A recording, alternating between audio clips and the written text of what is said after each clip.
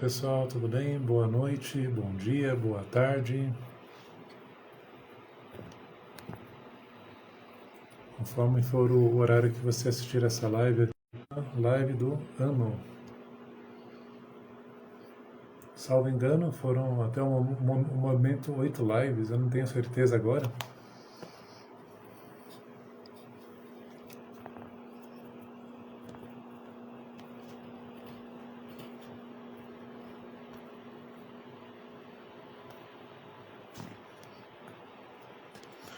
Como sempre, a gente dá um tempinho para o pessoal chegar. Quem vai assistir depois, eu peço um pouco de paciência.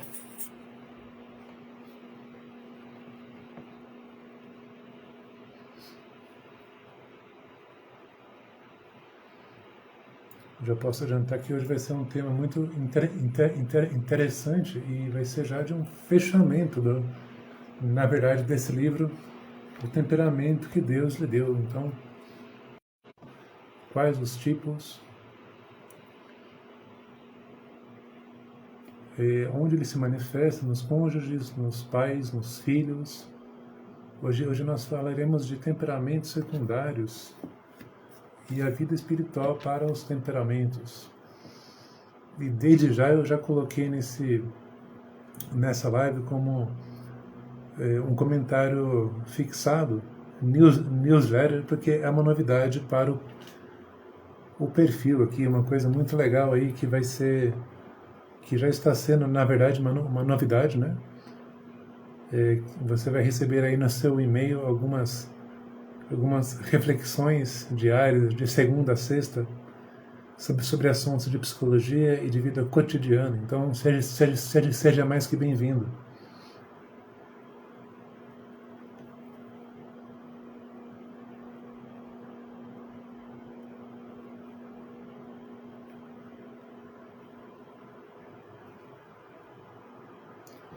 Eu também ressalto para vocês que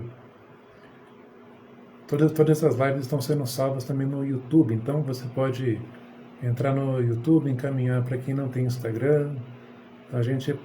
Eu peço aí a gentileza de espalhar as lives, os conteúdos, e desde já muito obrigado.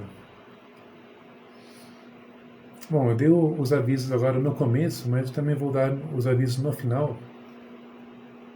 Eu acho que a gente já pode iniciar, até mesmo para não nos delongarmos muito.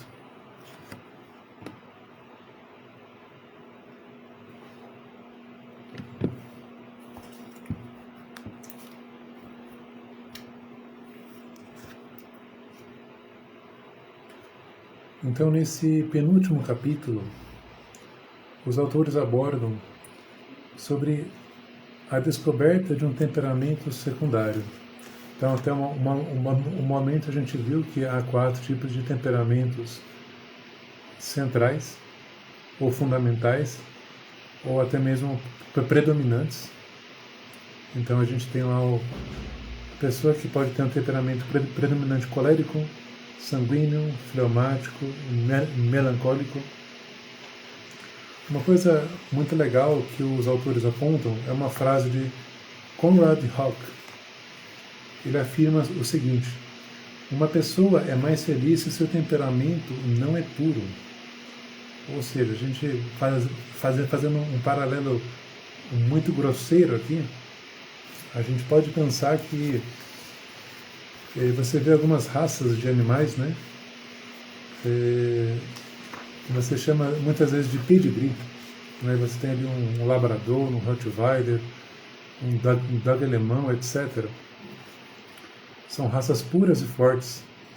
E aqui o autor aponta, esse Conrad Hawk, você tem ali é saudável você ter uma certa combinação, ter um temperamento secundário. Ou seja, um que é o fundamental, o que mais aparece, e um segundo que fica ali como que um apoio. Então, as combinações de temperamento ajudam a equilibrar os pontos fortes e fracos de nossas personalidades. E em momentos de estresse, as características do nosso temperamento secundário podem ser úteis para lidar com situações em que consideramos que nosso temperamento primário é inadequado. Ou seja, parece não, né? O autor afirma que você tem ali uma certa substituição, uma certa... Enquanto que o primário tem certa fraqueza, certa inadequação, o secundário ele vai entrar com força e vai ser ali o sustento, vai ser o apoio do temperamento primário. Então isso é bem legal, né?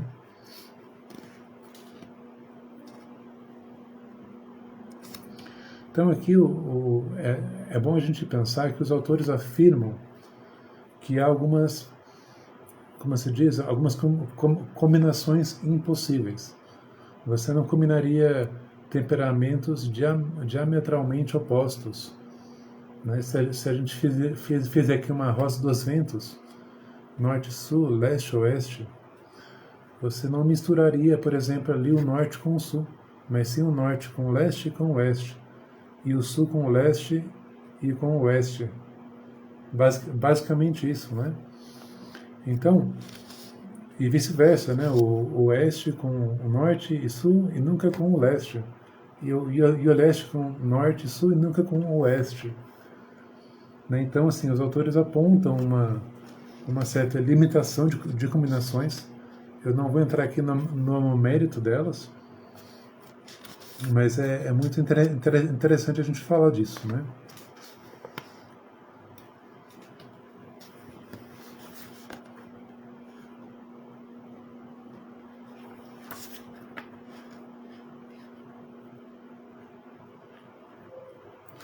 Então aqui ele aponta as duas combinações que são por natureza insustentáveis em um indivíduo saudável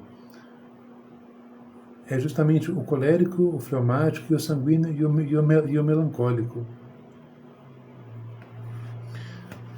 Olha só que interessante, ele fala que caso você não respeite isso, né, caso as combinações impossíveis ocorram, pode acontecer uma coisa de você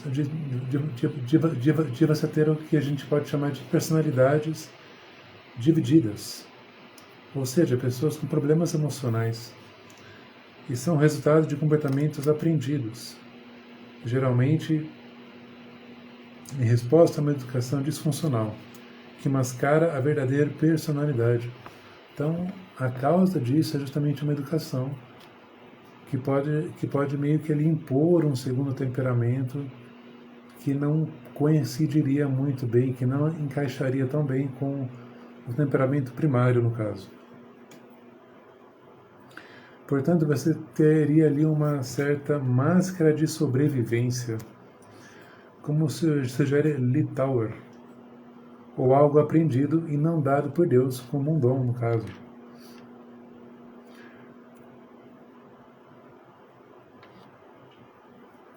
Então, olha só, colérico, fleumático, sanguíneo, melancólico. Esses indivíduos teriam que ser ao mesmo tempo introvertidos e extrovertidos, mas monótonos em suas respostas. E suas respostas durariam muito tempo ou ainda pouco tempo.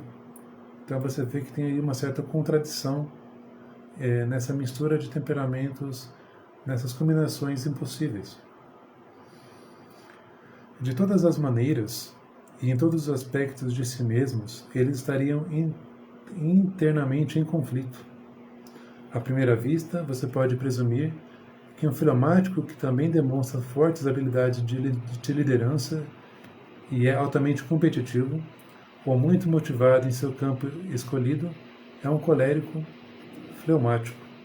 No entanto, nunca conhecemos alguém com conhecimento profundo dos temperamentos que afirmasse ser essa combinação. Tal pessoa seria motivada e descontraída, argumentativa e ainda assim não confrontativa. Ela apreciaria o conflito e se inclinaria à controvérsia ao mesmo tempo em que é uma gentil pacificadora, que evita conflito. Então, particularmente, eu também guardo uma certa simpatia por essa colocação, porque ela faz sentido justamente através deste exemplo. Então, olha só que interessante no caso, né? Um outro caso, por exemplo, uma combinação sanguíneo-melancólico seria alguém que não é apenas extrovertido, otimista, rápido em responder, disperso e perdoador, mas também introvertido, pessimista, lento para responder, meticuloso e implacável. Tal conflito em um indivíduo mentalmente saudável é impossível de ser concebido. Ou seja, a gente cairia num conflito ali, numa divisão de personalidade simultânea. Ali, você ter ali quase que duas caras, duas personalidades simultâneas, ia ser justamente uma loucura no caso, né?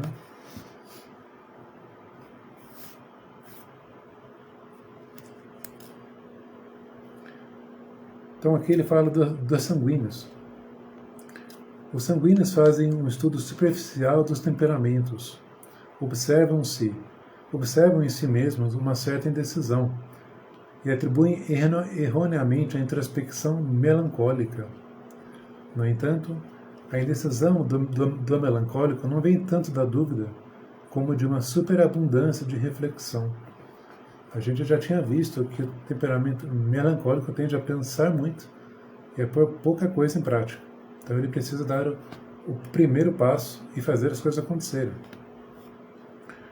O sanguíneo não usará tempo para refletir profundamente sobre o assunto. E, em vez disso, terá desperdiçado seu tempo consultando outros, à sua maneira extrovertida, ou até mesmo uma indecisão para agradar os outros. Ele chega a pensar muito e pode demorar para tomar sua decisão. Então, qual que é o critério para a gente discernir, nesse caso específico, o que é um melancólico do que é um sanguíneo? Inicialmente, se a pessoa é mais extrovertida ou introvertida, se é rápido ou lento para responder, e se é fundamentalmente otimista ou pessimista. Então aqui está algumas combinações possíveis: sanguíneo colérico e colérico sanguíneo.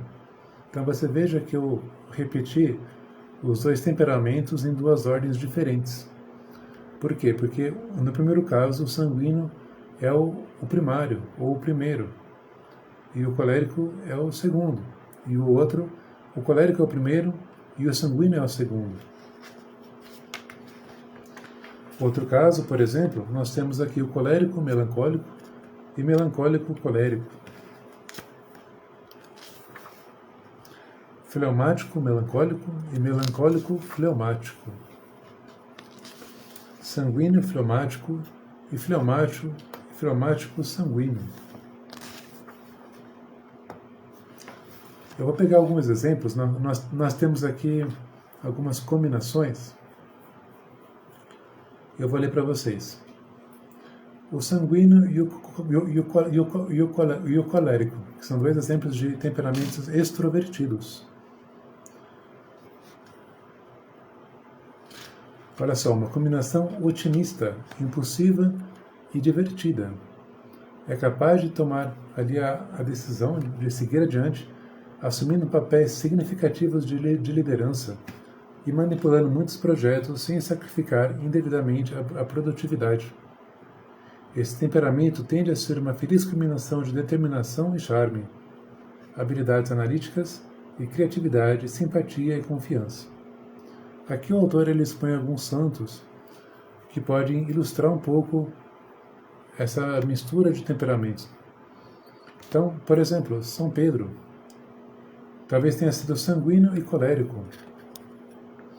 Por quê? Porque ele era impulsivo, entusiasta, protetor, falante, frequentemente errado, ou seja, às vezes ele dava bola dentro e às vezes bola fora. E ainda assim um heróico e apaixonado líder do rebanho. Então você pode juntar aí os melhores pontos de cada temperamento, mas também os piores pontos. Então você tem ali a gente tem o tripé da personalidade, um pé intelectual, outra parte humana e outra parte espiritual. Essa parte espiritual a gente vai falar ainda hoje. Então, se você tem um déficit nesse tripé, os temperamentos podem exibir o pior deles. Então, essa aqui é a má notícia. Então, ele pode ser excessivamente falante, ousado, opinativo, que fala alto, precipitado, rápido para tirar conclusões precipitadas e esquecido.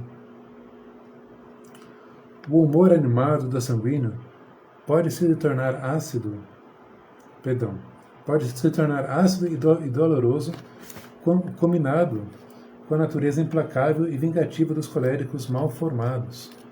Então você junta duas potências, um que é extrovertido, que tem uma tendência à superficialidade, enquanto que o outro é como se fosse um vulcão ou um foguete que potencializa, e ambas as coisas se potencializam, né?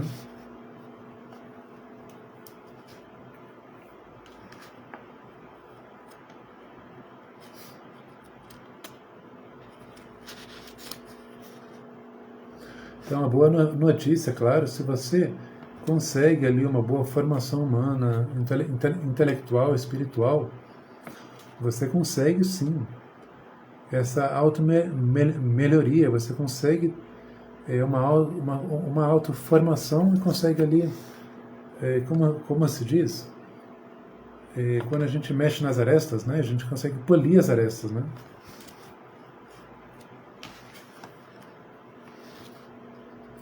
Um outro exemplo que os autores apontam é a Santa Teresa d'Ávila. Então, aqui os autores apontam ela como colérica colérica sanguínea, no caso, né?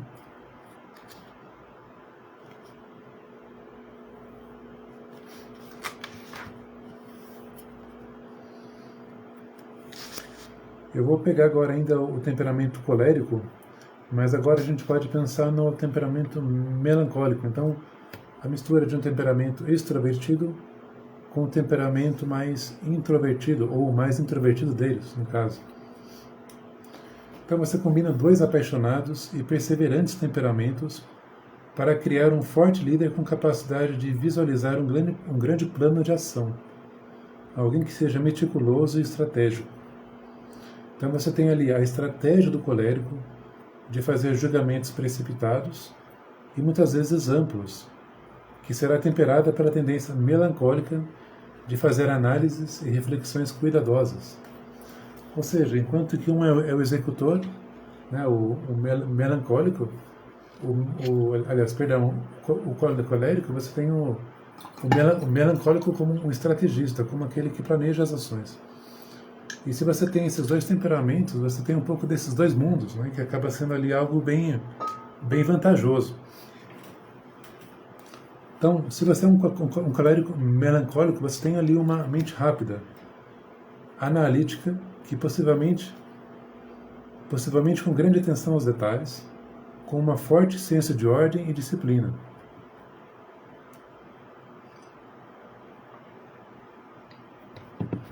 Aqui cabe uma ressalva, que o melancólico puro, né, a gente pode pensar assim, ele é muito mais introvertido do que um colérico melancólico ou um melancólico colérico, basicamente. Então aqui a gente tem o exemplo de São Paulo. Foi intenso, foi focado e motivado. Não era de valorizar os relacionamentos acima das regras. Então até tem um exemplo que ele censura São Pedro, né? Uma vez que São Pedro estava, salvo engano, com os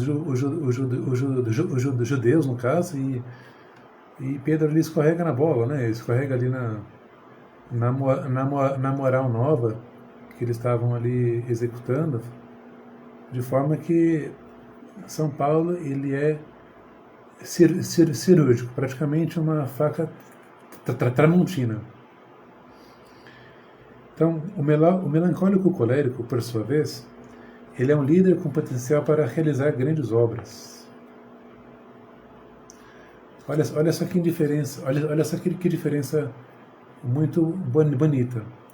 Enquanto o colérico melancólico é impulsionado pelo desafio e pela oportunidade, O melancólico colérico é inspirado mais pela nobreza da tarefa.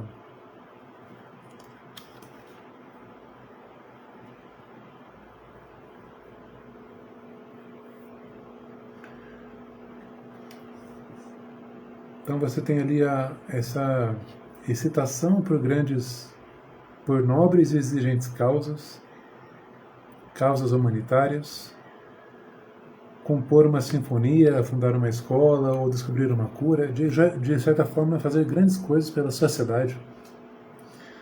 Ao mesmo tempo, as fraquezas incluem uma tendência à autocrítica excessiva e crítica aos outros, sendo desdenhoso ou excessivamente julgador, exibindo egoísmo e falta de confiança, e possuindo uma natureza controladora.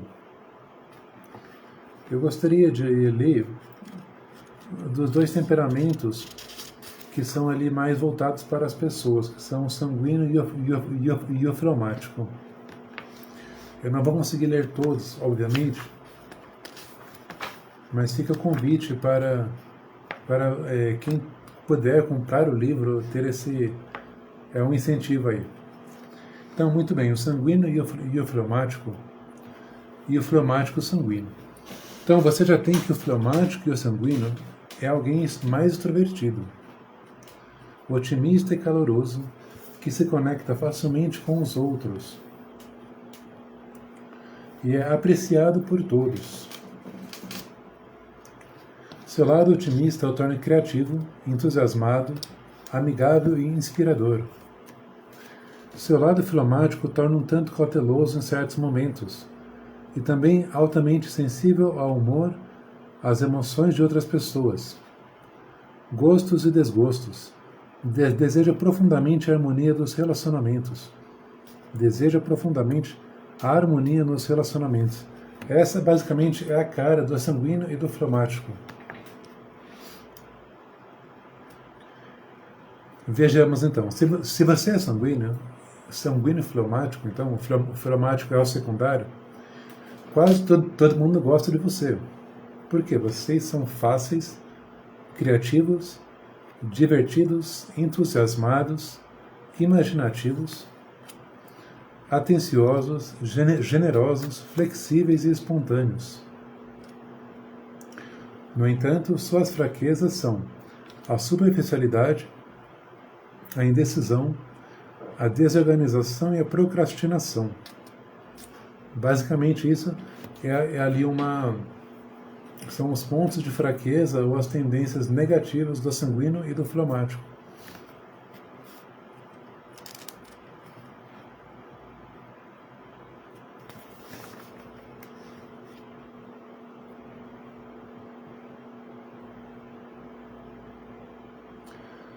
Aqui os autores apontam uma questão, uma travessura muito frequente para o sanguíneo fleumático é gastar dinheiro demais com compras, ou melhor ainda, jantar com os amigos e depois adiar o equilíbrio do talão dos cheques. Muito trabalho, muitas outras distrações, até deixar irremediavelmente para trás. Então ainda os autores apontam, que são temperamentos amantes da paz, conservador, bem equilibrado, descontraído, com sagacidade e talento para aproximar as pessoas. Quem acompanhou a live do Hobbit pôde perceber que de repente seja ali o temperamento do Bilbo Bolsã, no caso.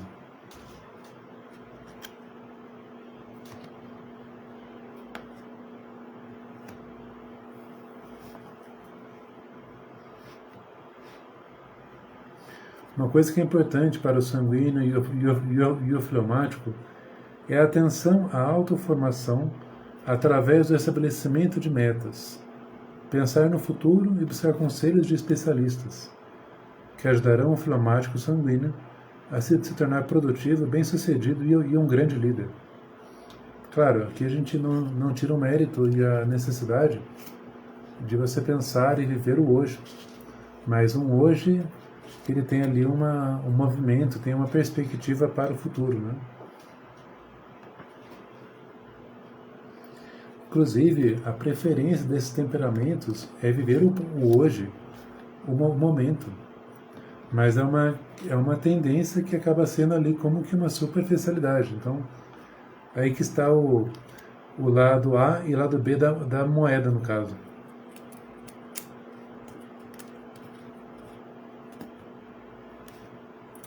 Um ponto negativo, a gente pode ir pensando, é que esses temperamentos fleumático, sanguíneo e fleumático, ele quer agradar seus bons amigos ou evitar conflitos em casa ou no trabalho.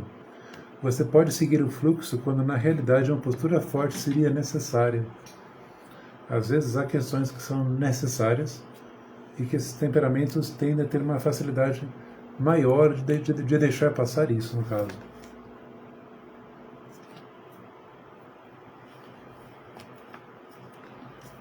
Bom, fechando esse capítulo, os autores apontam: nenhum indivíduo está completamente fechado em uma forma específica de comportamento ou ação. Ou seja, o temperamento não revela a pessoa inteira, e como eu já disse nas outras lives, o temperamento não dá a última palavra na nossa vida, mas explica muita coisa. Ajuda a gente a entender as nossas tendências, as nossas inclinações e preferências naturais, aquelas que a gente poderia fazer sem ao menos pensar, de forma praticamente involuntária, né? A pessoa é sempre mais do que o temperamento ou a combinação do temperamento, juntos. Então, através de nosso livre-arbítrio, nosso caráter é construído ao longo do tempo, através de nossas escolhas morais, ou seja, de uma autoeducação afetiva, nossa atenção à formação, à graça de Deus, cada um de nós é completamente único. Então, ao aprender sobre o nosso temperamento, nos tornamos mais realistas sobre nossa própria natureza, mais aceitadores de nós mesmos e dos outros, e mais capazes de fazer mudanças prudentes que nos levarão mais adiante no caminho em direção à santidade, que é o ponto que a gente vai chegando a partir disso. Nós tocamos um pouco, então, nesse ponto de um temperamento secundário. Nós falamos de temperamento até agora, e a gente vai culminar no fator ali que eu considero mais importante, que é capaz de afetar um temperamento. Mas antes disso, eu convido a vocês, eu até deixei aqui o comentário fixado, um newsletter. Eu vou começar, aliás, eu já comecei a fazer uma newsletter, então você que gostaria de receber e-mails de reflexões de psicologias, de reflexões sobre o cotidiano, escreve aí embaixo newsletter, vai chegar uma mensagem automática para você e que te vai encaminhar para se inscrever nessa newsletter, no caso. Ainda está em fase de testes, mas eu te convido a testar, a me ajudar a testar, no caso, tá bom? Então vamos agora adentrar nesse que é o último ponto do nosso livro, então das nossas lives, no caso, o temperamento e a vida espiritual, né? Então, desde já eu posso apontar então que é uma abordagem que vai envolver muito o catolicismo, mas certamente todos os cristãos podem ter um aproveitamento disso, no caso, né? Então, como vocês percebem, eu faço uma leitura comentada desse livro. Eu estou lendo alguns pontos e compartilho com vocês algumas reflexões que vão surgindo, no caso.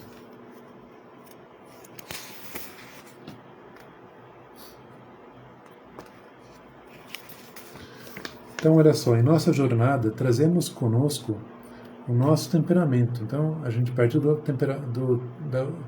princípio que o temperamento é um dom, com suas vantagens e desvantagens, ou com suas fortalezas, potências e fraquezas, no caso. A graça de Deus irá suprir o que venhamos a precisar, uma vez que a graça nunca destrói a natureza, mas em vez disso, constrói a partir dela e a aperfeiçoa. É crucial compreender como nossa natureza, especificamente nosso temperamento, afeta nosso crescimento na vida espiritual. Ou seja, a gente viu, salvo engano, na primeira ou segunda live sobre o tema, que a graça se constrói sobre a natureza. Então, se eu pego aqui o propósito meu do perfil das pessoas vencerem a ansiedade, de se tornarem pessoas mais maduras para amar e servir aqueles que estão à sua volta, eu parto do princípio aqui de que o temperamento é o básico do básico, para a gente entender algumas reações mais automáticas, não automáticas exatamente, mas como eu falei antes, algumas reações que você vai ter ali na nossa vida. E, como eu falei, tem suas vantagens e desvantagens, né? Então, quando a gente pensa no temperamento e vida espiritual, muitos autores pensaram nesse ponto e relacionaram de alguma forma não somente a noção de pecado, mas a questão de imperfeições, defeitos, que muitas vezes se configuram com essas fraquezas do temperamento. Então, você tem ali um São Tomás de Aquino que vai comentar sobre os temperamentos.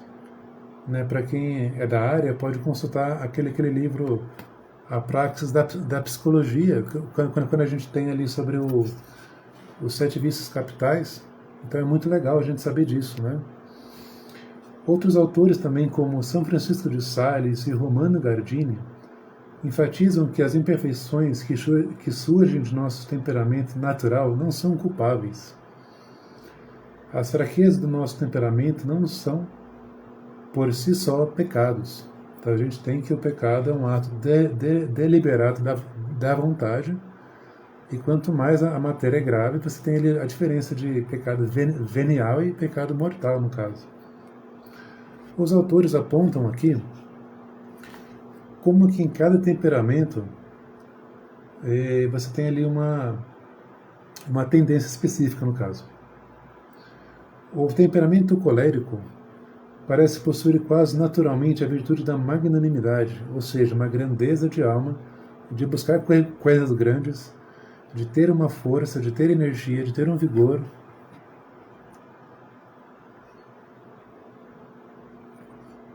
Enquanto que a tranquilidade e a suavidade parecem bastante difíceis de alcançar. O sanguíneo, por sua vez, naturalmente exibe alegria, mas deve travar uma batalha para adquirir autocontrole. Ou a gente pode pensar um autodomínio, uma temperança. Voltando para o colérico, a gente pode pensar nessa questão mesmo de um vício da raiva, né, de você ter ali a ira. O melancólico, ele parece naturalmente capaz da fidelidade ou da longanimidade, enquanto a alegria deve ser conscientemente adquirida e pedida em oração. Então, o temperamento melancólico tem uma tendência, assim como a gente viu, ao pessimismo, à tristeza, que deve também, por um esforço humano e com a graça, combater para que essa tristeza já não lhe roube o vigor, a força. Por fim, o fleumático é naturalmente bastante gentil, mas talvez precise adquirir as virtudes da audácia e da coragem, e parar de ter uma preocupação indevida com as opiniões dos outros. Olha só. Então, cada temperamento tem uma inclinação a essas fraquezas, a imperfeições, que muitas vezes são virtudes capitais, aliás, são vícios capitais, ou muitas vezes são como que os filhos desses vícios capitais, né? Mas a ideia aqui da vida espiritual é levar, sim, com que a pessoa alcance a plenitude com que ela é chamada. Portanto, a gente parte do pressuposto de que todo cristão é chamado à santidade. Ou seja, a perfeição do amor. Eu gosto muito dessa definição porque ela é muito simples. A perfeição do amor. Então, não somente você ser ali perfeito por ser perfeito, não somente combater as suas fraquezas, misérias, imperfeições para adquirir virtudes, apenas, claro, há toda uma questão de ordem interior, há toda uma questão ali de saúde nisso, mas que o fim último é justamente esse, a perfeição do amor.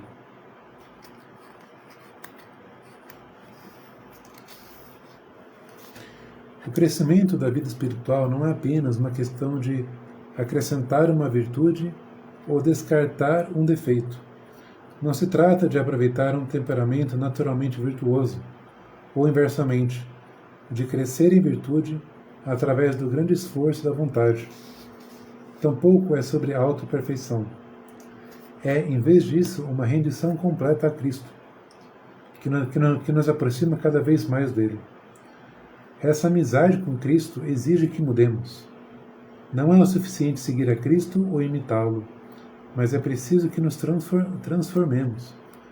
Ou seja, aquela máxima, salvo engano, é de Santo Agostinho, que Deus detesta o pecado, mas ama o pecador. E por causa que eu estou perto de Cristo, eu me constranjo com as minhas imperfeições, e por amor a Ele eu quero ser diferente, eu quero ser um homem novo, uma mulher nova.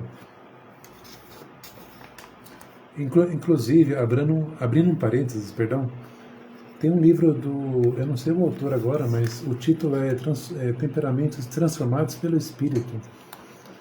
Ele seria aqui um degrau a mais do que eu estou falando hoje aqui, porque ele vai tocar especificamente nesse ponto da graça, da transformação do Espírito nos temperamentos. Então é bem legal assim a gente ter essa referência em mente, porque os temperamentos não são apenas algo terreno ou temporal, mas que nos aponta para o eterno, no caso.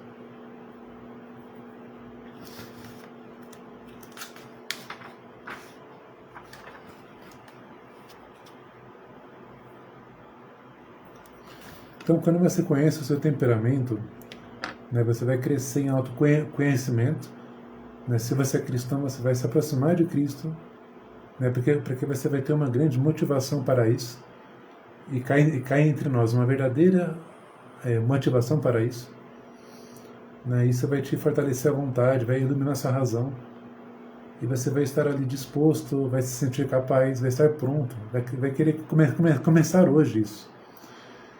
Então, você tendo em vista os pontos fortes e fracos, nós temos ali um esclarecimento para traçarmos um plano para nossas forças e evitar nossas fraquezas, e talvez até eliminar elas. Então, como que a gente está falando aqui, e eu já adianto para vocês, nós estamos tocando nesse assunto de ansiedade, de amadurecermos, de crescermos no amor, de alcançar as pessoas que amamos, servir elas, no caso, de ter essa motivação por Cristo. Eu ainda mais vou falar ano que vem sobre esse assunto da maturidade, do aperfeiçoamento próprio, desse crescimento, porque é um caminho necessário. A gente não pode ser os mesmos, né, mediante a vida, mediante a missão, o chamado com que a gente se veja, que a gente se encontra, no caso, né?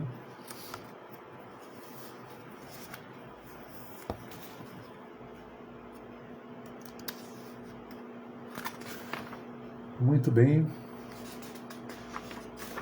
Assim, um ponto que o autor aponta e que a gente já viu em outras lives, não é um temperamento melhor do que o outro. Exatamente, não existe um melhor do que o outro. Ele acrescenta agora, não há um temperamento que é mais fácil ou mais adequado para atingir a santidade. Então você pode pensar que o melancólico, devido à sua vida de reflexão, de introspecção, seja justamente aquele que tenha mais facilidade Mas a santidade não envolve somente uma vida de oração, envolve também uma unidade de vida, de ação concreta.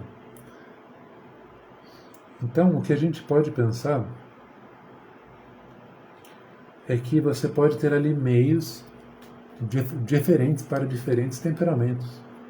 E nisso vai entrar a oração, que é um meio ali de aquisição da graça. Né?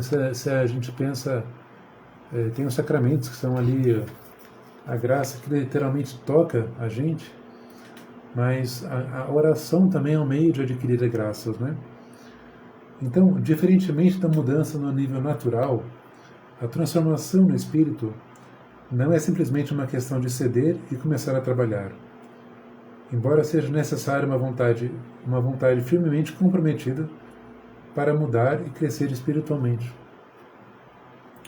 Quando a gente faz os exercícios espirituais, Santo Inácio de Loyola ele nos diz que a gente deve entrar nesses exercícios com grande ânimo e liberalidade, ou seja, com uma vontade que seja ali constante, que seja firme.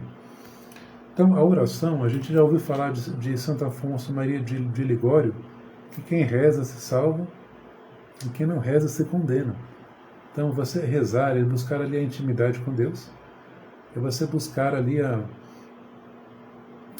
fidelidade do coração nosso para com Deus. E evitar para todos os temperamentos. Então nós não apenas pedimos, como nosso Senhor ele nos afirmou, nós não apenas pedimos, mas também nós devemos buscar intimidade e amizade com Deus.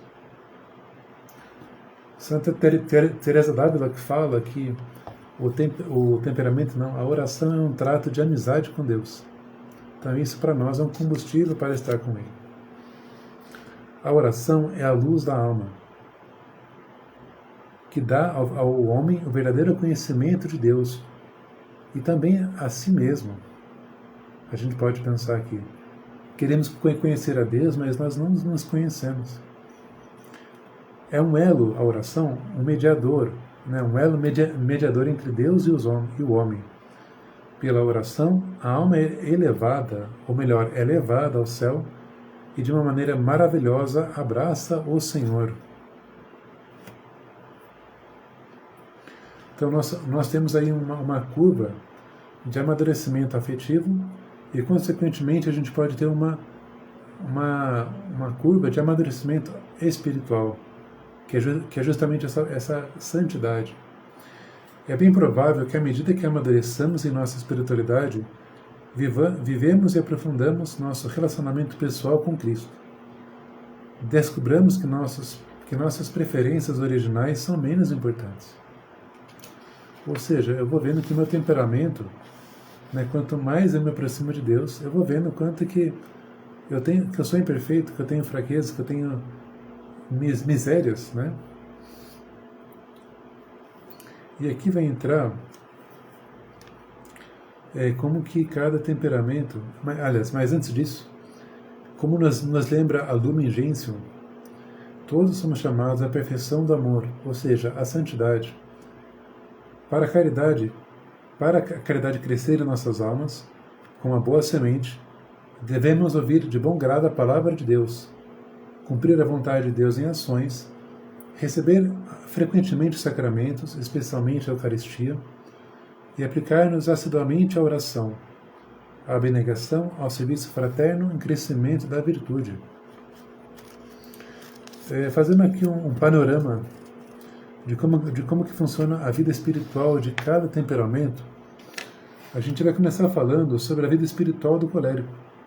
Então, ele é movido da cabeça para o coração. Cabeça e coração. Perseguem um objetivo, eles perseguem de todo o coração, com muita vontade, com muito empenho. Então, quais são ali predominantemente ou geralmente os dons espirituais de um colérico ou de uma personalidade colérica? Um zelo pelas almas, a fortaleza e o conhecimento. Ou seja, são pessoas que precisam da razão ali na fé, de ter um fundamento na fé. Algumas fraquezas espirituais ou até mesmo alguns vícios. Uma vontade própria, um forte desejo de controle das coisas, a raiva ou o vício da ira, a arrogância ou a superioridade.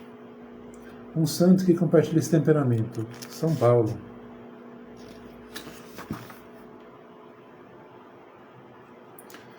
É um temperamento, então, por ser ativo, por ser decisivo, o levará naturalmente em direção ao apostolado.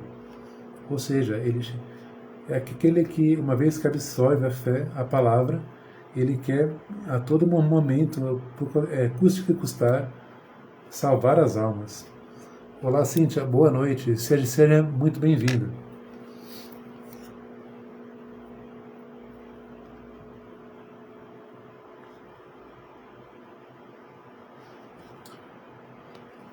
Então, todo o trabalho, né, aqui quem está falando é São João Paulo II, que todo o trabalho de planejamento pastoral deve extrair a força necessária do mistério eucarístico e, por sua vez, ser direcionado por esse mistério como seu ponto culminante. Para os coléricos pode ser, distrações na oração atormentam todos os temperamentos.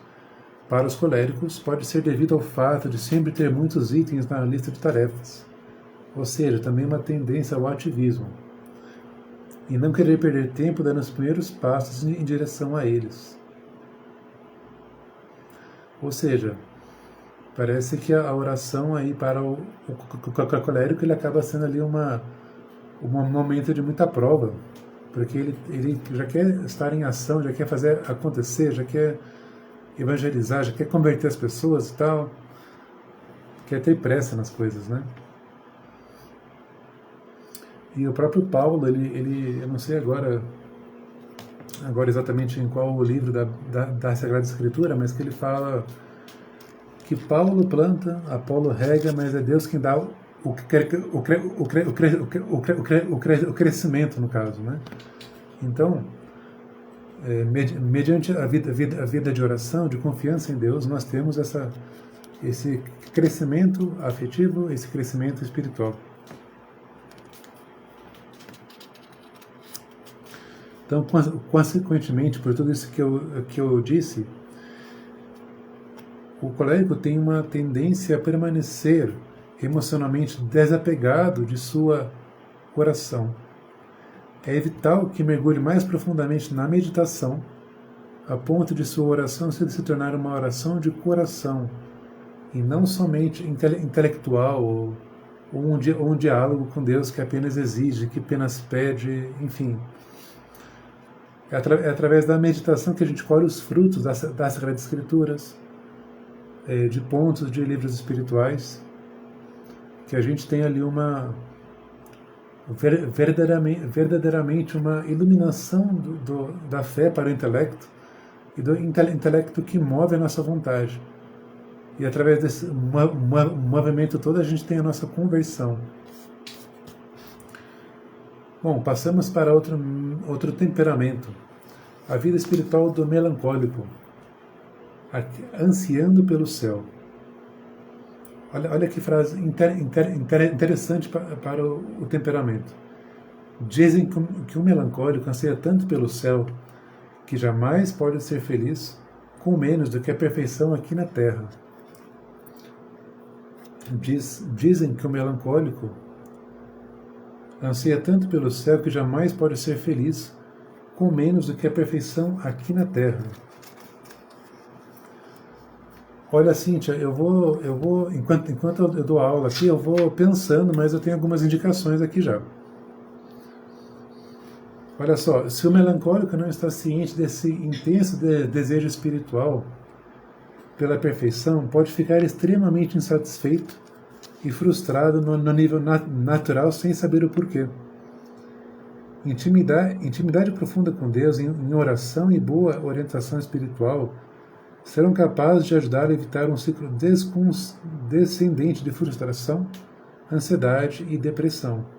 Ou seja, o que vai salvar o temperamento melancólico vai ser a intimidade com Deus, mas uma intimidade que anseia ali por Deus, que sabe que ele preenche o coração, mas que ele ainda transita por realidades imperfeitas, no caso.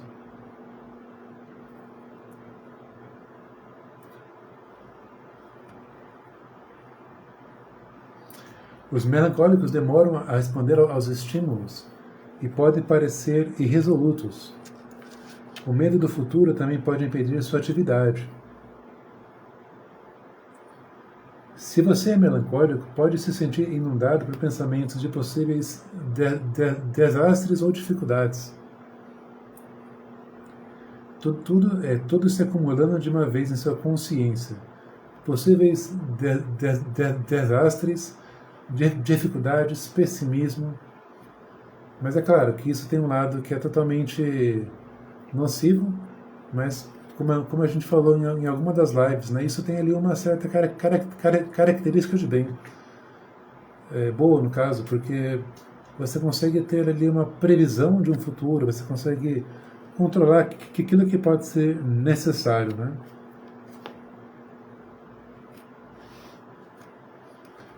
Os dons espirituais do melancólico: a piedade, a longanimidade e a sabedoria. São alguns dons, evidentemente, para cada temperamento há mais do que isso, mas são os que os autores destacam, no caso. Fraquezas espirituais: a timidez, a escrupulosidade, o julgamento e o desespero. Escrupulosidade, para quem não sabe o que é justamente você ter ali uma consciência muito engessada. Então você tem de um lado, né, um exemplo simples, né? Uma consciência que é relaxada, portanto nada é pecado, e do outro tudo é pecado. Então você tem que ter, é um tipo de temperamento que tem que ter ali um cuidado muito grande para que não se volte à escrupulosidade. Uma santa, um santo, perdão, é uma santa. Uma santa que compartilha o temperamento é Santa Teresa Benedita da Cruz, que é a Edith Stein, no caso. Uma outra santa também, a gente pode pensar, a Santa Teresa, Santa Teresinha do Menino Jesus, São João da Cruz, entre outros santos, né? Existem santos de todos os temperamentos.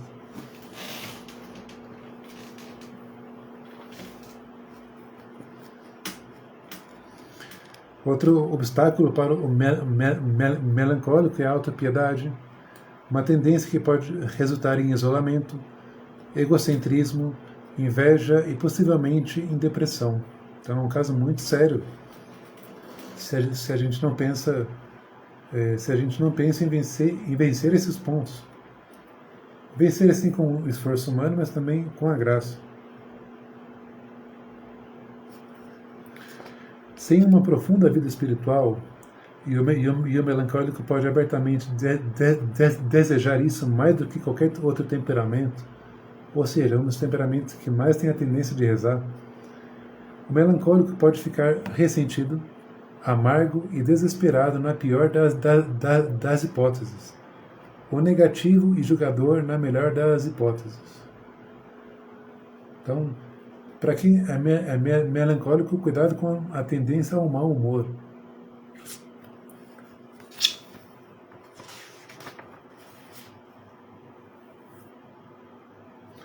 Ao perfeccionismo, no caso, né?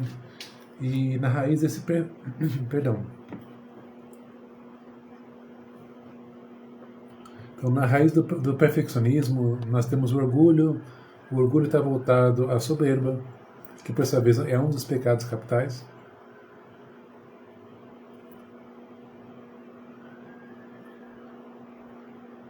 Então, o orgulho no melancólico geralmente não se manifesta como uma tentativa de obter o reconhecimento ou honra, como poderia um colérico. O melancólico não busca elogios ou louvores manifestos, mas ele teme o fracasso, ele teme errar, ele teme ser exposto a ser criticado. Então é um dos temperamentos que eu mais recomendaria a ladainha da humildade. Eu não vou lembrar agora, é um cardeal que compôs a ladainha da humildade, mas ela vale muito a pena ser lida e rezada, no caso. Então seu orgulho se mostra no desejo de ser perfeito e no medo da desgraça. Em sua busca pela perfeição, entre aspas, começa a se esforçar para fazer tudo de modo igualmente perfeito, em relação ao lar, às crianças e ao apostolado. Então, é claro, a gente já comentou aqui, mas é um temperamento que tem uma inclinação, tem um nível de exigência que é muito elevado.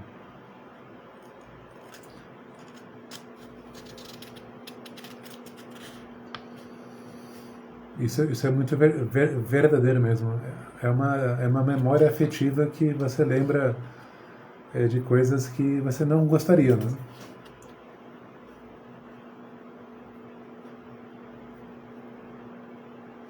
Então, nessa busca por um elevado desejo, um elevado nível de perfeccionismo, a gente pode olhar para o nosso cônjuge, para os nossos amigos, para os nossos familiares e falar: nossa, eles são tão imperfeitos ainda, né? E realmente isso é uma tentação. Acaba que a gente vai criticar o outro, né? Mas aí que a gente se esquece que nenhum humano pode preencher, pode satisfazer os nossos desejos mais profundos. Esse nosso desejo de intimidade, no caso. Por isso que é importante o melancólico desenvolver, no caso, o otimismo e uma esperança sobrenatural. A rendição, o abandono confiante à divina providência lhe trará paz e a alegria.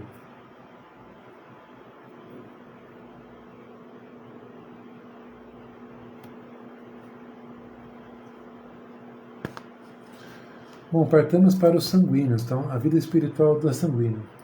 Alegrai-vos sempre no Senhor. O temperamento alegre, aquele que contagia. Mas muitas vezes corre o risco de ser superficial. Então, se a gente pensa no melancólico que tem uma dificuldade de perdoar, o sanguíneo tem uma facilidade absurda. Ou seja, ele vai ali, eles são rápidos em reagir, mas demorados para lembrar.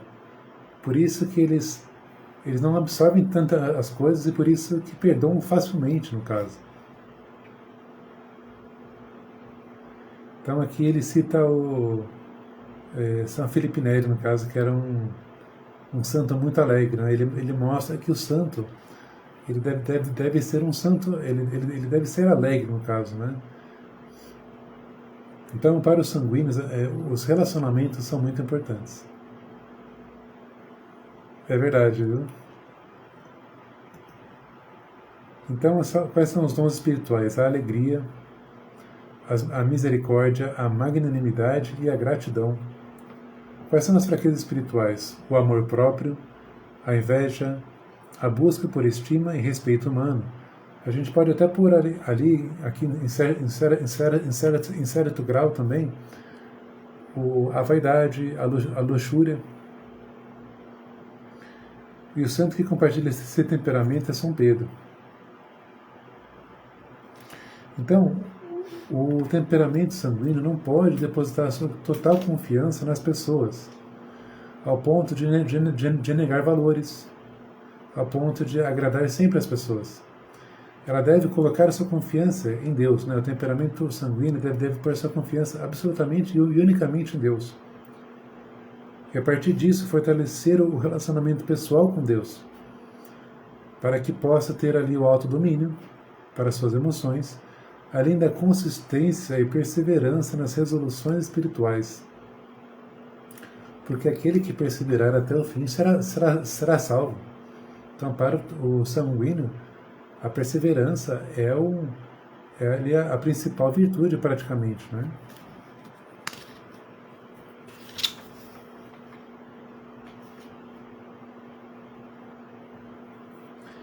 Por sua vez, o que atrai muito o sanguíneo é a beleza das coisas, visual, os sentidos. Então, uma bela igreja com velas acesas, incenso, vitrais ou estatuário ornamentado será muito benéfico.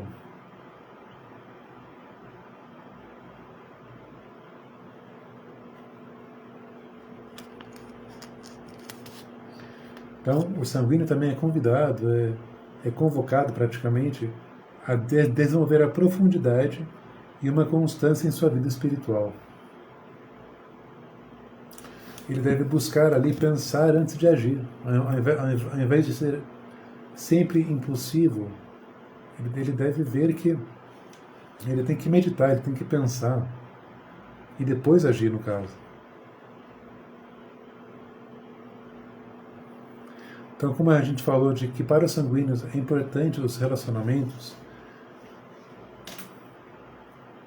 é importante que ele participe de um movimento ou de uma espiritualidade que se reúne regularmente com noites de reflexão ou para oração e estudo, que será extremamente útil. Então, ao invés de, por exemplo, para o colérico e o melancólico, que são ali capturados pelos valores, pela intimidade com Cristo, os sanguíneos e os fleumáticos são captados ali pelas pessoas, pela sociabilidade, no caso, né?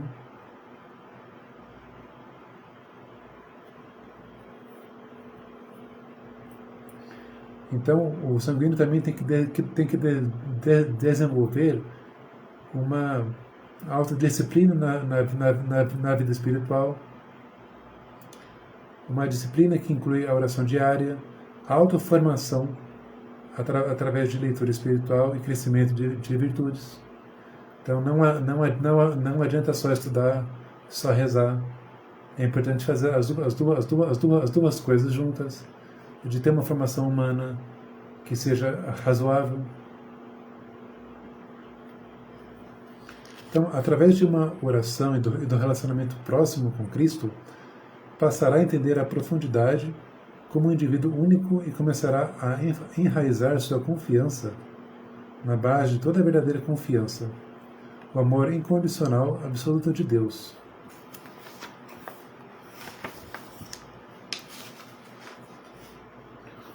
Então passemos agora para os fleumáticos, que são aí como que os mansos, né? Aqui o subtítulo dessa sessão é Bem-aventurados os mansos. Então você tem ali um temperamento que é cuidadoso ao falar e pensar, que é desapegado, é desapaixonado e metódico em seus argumentos. Ou seja, você não tem ali uma grande vitalidade como nos outros temperamentos. Então, é um temperamento que se ajusta muito bem a grupos, é amigável, é respeitoso com a autoridade, com a tradição, e é um excelente membro nas comunidades religiosas. Por outro lado, ele também tende, assim como o sanguíneo, a agir de forma cooperativa e a evitar certos conflitos. Podem ser tentados a comprometer ou a abrir mão de seus princípios e seguir o status quo, ou a situação atual, no caso. Podem ter uma tendência à preguiça, e aqui está mais um pecado capital, no caso. E sem a formação e motivação espiritual, pode se tornar frouxo. Provavelmente não irão por si mesmos caminhar em direção a práticas espirituais que parecem árduas. Mas a motivação para chegar lá, em primeiro lugar, é crucial. A audácia ou a coragem é uma virtude fundada na prudência, mas com uma forte paixão por nobres ideais e grandes empreendimentos. Então isso vai faltar para o fleumático, porque não é dele, não é da natureza dele, mas que ele é capaz disso. Ele só precisa de um esforço diferente. Então, quais são os dons espirituais do fleumático? A paz, o entendimento, o conselho e a mansidão. Quais são as fraquezas espirituais? a sensualidade, que também guarda ali uma relação com o temperamento sanguíneo, a preguiça e a complacência. Um santo que guarda esse temperamento é Santo Tomás de Aquino, né, que às vezes eu menciono aqui hora ou outra.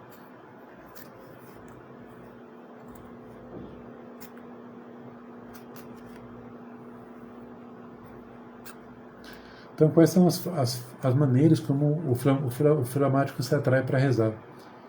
Né, eu não mencionei todos aqui, mas cada um vai ter ali uma certa especificidade na espiritualidade, inclusive. Então, pode ser que ele prefira orações formuladas ou vocais, como o terço, a liturgia das horas, o terço da Divina Misericórdia.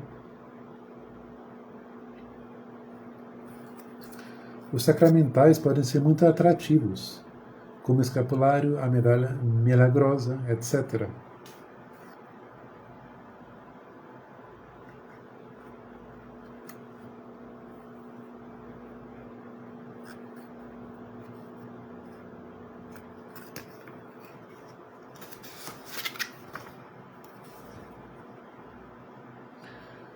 Muito bem, então, já finalizando o livro e sobre os temperamentos e vida espiritual, eu vou ler essa última parte porque ela é muito curtinha e praticamente fecha o livro.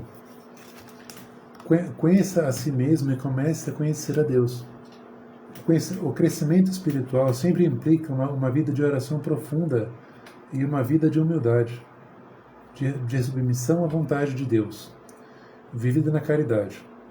Como diz um autor espiritual, a santidade está na vontade, porque se amamos a Deus, iremos certamente terminar com Ele. Mas seremos mais capazes de amar a Deus se nós o conhecermos e se nos conhecemos. Olha só que interessante. Seremos mais capazes de amar a Deus se nós o conhecermos e se nos conhecemos.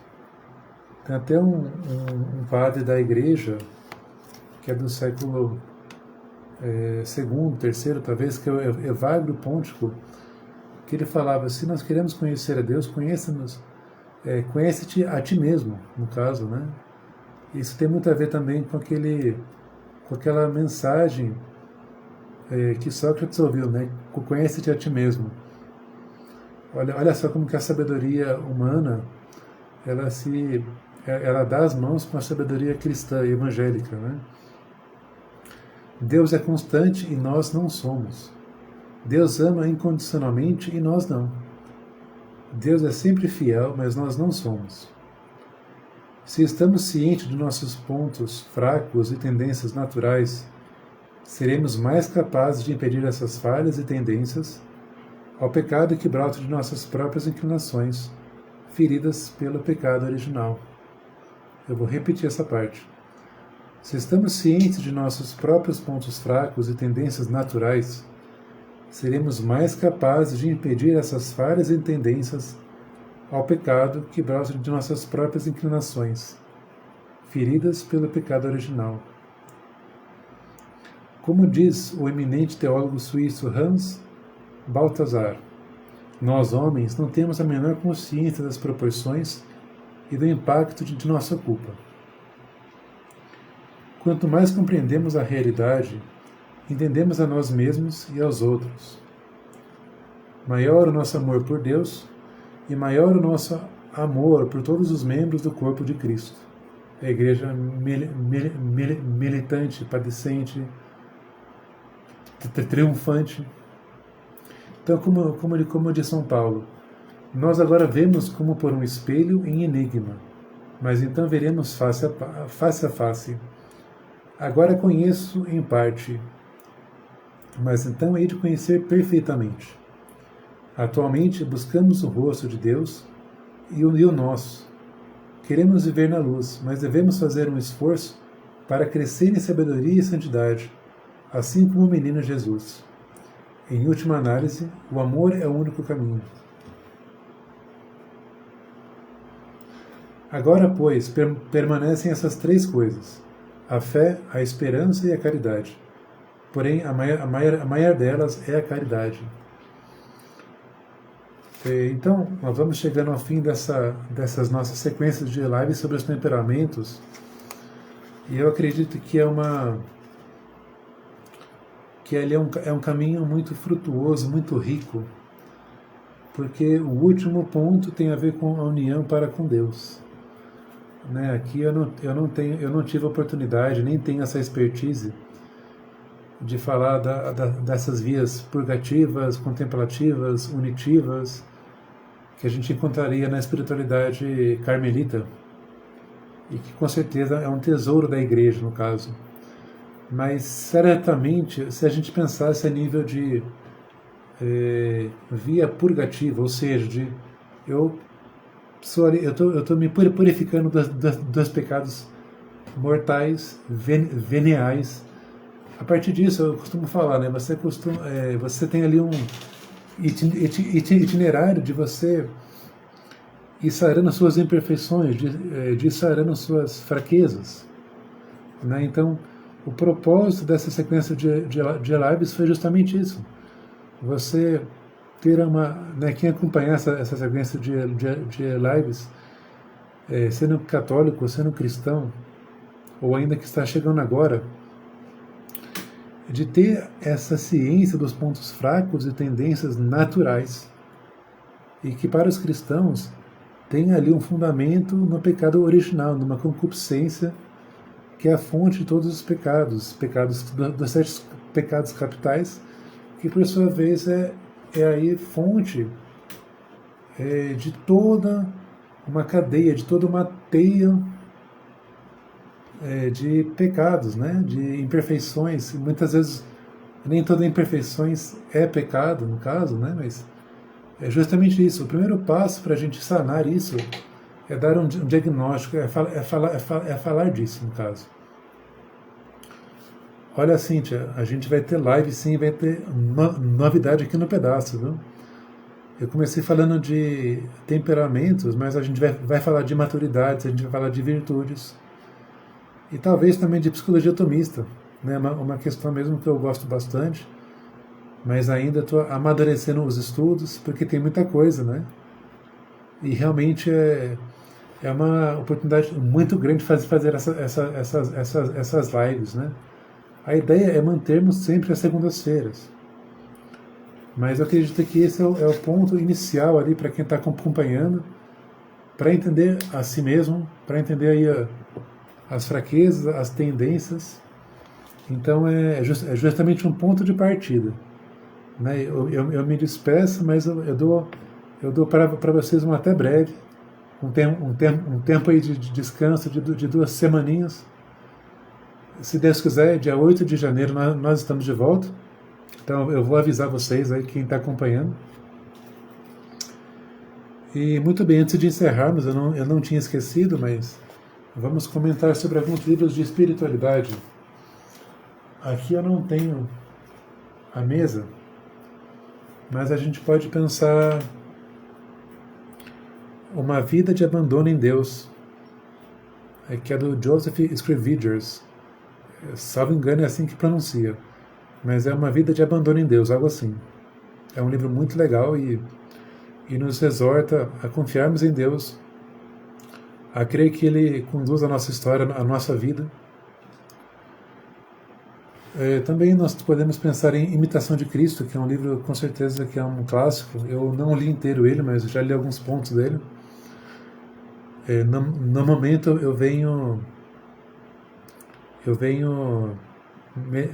meditando muito Caminho de São José Maria Escrivá, porque ele tem ali pontos específicos que está fazendo a diferença mesmo, que são muito legais no caso, né?